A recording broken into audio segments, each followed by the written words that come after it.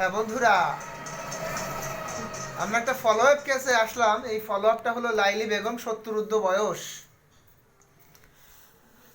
তার যথেষ্ট পরিমাণে কষ্ট ছিল, পিঠে ব্যথা, এবং সেই ব্যথাটা ছিল আপনার ভ্রমণশীল, এবং পায়ে হাতে পার্ন অ্যান্ড সোল প্রচুর পরিমাণে বার্নিং হতো, জ্বালা হতো। তো তার সেই দুর্ভোগের কথাগুলো আমরা শুনবো, এবং সে এখন কত ভালো আছে সেই কথাগুলো আপনি শুনবেন, আমরা শুনবো সবাই। তা আপনি বলেন, আপনি আসলে কত কষ্ট পাচ্ছিলেন বলেন। অনেক কষ্ট পাইছিলাম, এখন আল্লাহ দিলে আমি খুব ভালো সুস্থ আছি ওষুধ খেয়ে। কোথায় কোথায় গিয়েছিলেন এর আগে ট্রিটমেন্টের জন্য? গেছিলাম ওই যে মেডিকেলে গেছিলাম, তারপরে জোরে বলেন। ওই যে আমার মাইয়ে নিয়ে গেছে বাবা, আমি এটা করার পারবো না। কোন কোন দেশ, আমি তো দেশ বাড়ি ছিলাম ঢাকায়, তো ঢাকায় অনেক বড় বড় ডাক্তারের কাছে নিয়েছে। হ্যাঁ, আমি মেডিকেলে গেছিলাম, এইটুকু আমি জানি, আর আমি আপনার পা ফুলে গেছিল নাকি? হ্যাঁ, আমার পাও ফুলছিল, অনেক ফুলছিল পাও। পা ফুলে গেছিল? হ্যাঁ দু পাই ফুলে গেছিল না? হ্যাঁ হ্যাঁ। আচ্ছা আচ্ছা আচ্ছা। আমি এই ওষুধ খাই আল্লাহ দিলে আমারে মাফ করছে, আল্লাহ আমারে মাফ করছে। ওনার পা ফুলে গিয়েছিল দারুণ ভাবে, উনি ব্যথায় কষ্ট পাচ্ছিলেন, এবং আরো বিভিন্ন কষ্ট আছে যেগুলো উনি পাচ্ছিলেন।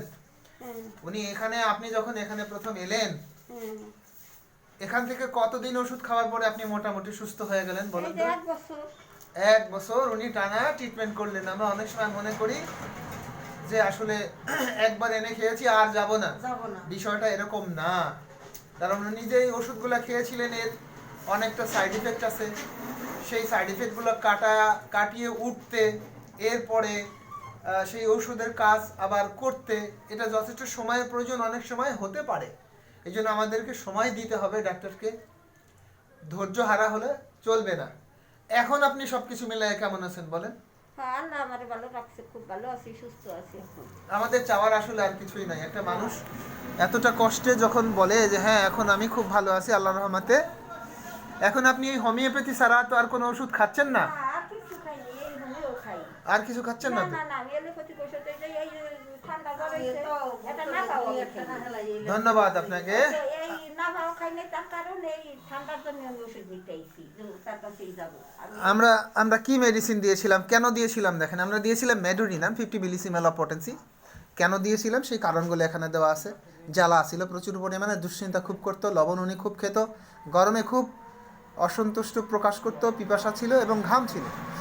এই কারণগুলোর উপরে আমরা তাকে মেডোরিনাম ছাড়া অন্য কোনো মেডিসিন আর দিতে পারলাম না। এবং বর্তমানে সে একটু ঠান্ডার সিজনে কষ্ট পাচ্ছে, শুকনো কাশি তার হচ্ছে, এবং এটা শুলে বেড়ে যায়।